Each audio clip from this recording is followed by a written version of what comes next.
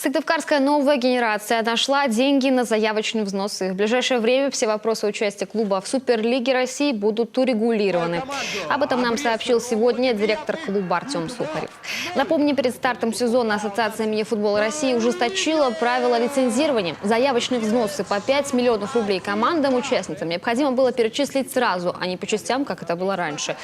Прописку в Суперлиге могли потерять сразу несколько команд, в том числе и новая генерация. Тем не менее, Ассоциация мини-футбола России выдала лицензию нашей команде, но при этом наложила серьезные санкции. За неполную оплату заявочного взноса предстояло все матчи играть всемиром.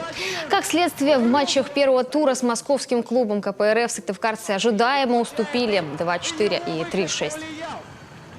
Итог двух встреч. Симуков дернул заднюю, 3 недели выбыл. А у двух человек микронадрывы. Доиграли, молодцы. Через 4 дня у нас игра с Бликом. Будем готовиться. Надеюсь, оплатим. Все будет хорошо. Ребята молодцы, сколько сил было, все выложили. Никаких претензий. Единственное, что в какой-то момент, честно говоря, стало уже наплевать на результат, лишь бы все здоровы были. Впрочем, уже на следующие домашние матчи 8 и 9 сентября с командой «Блик» из Нефтеюганска новая генерация должна выйти в боевом и расширенном составе. На днях в Ассоциацию мини-футбола России в полном объеме перечислили заявочный взнос. У второго мини-футбольного клуба Республики Ухты не было подобных финансовых проблем. Просто не повезло с соперником. В рамках первого тура Суперлиги России ухтинцы принимали действующих чемпионов команду «Газпром-Югра». В первом воскресном матче хозяева уступили со счетом 2-6. Накануне в упорной борьбе проиграли 4-8. В составе Ухты отличились Александр Дунец, Александр Кузьминых и дважды Никита Кузнецов.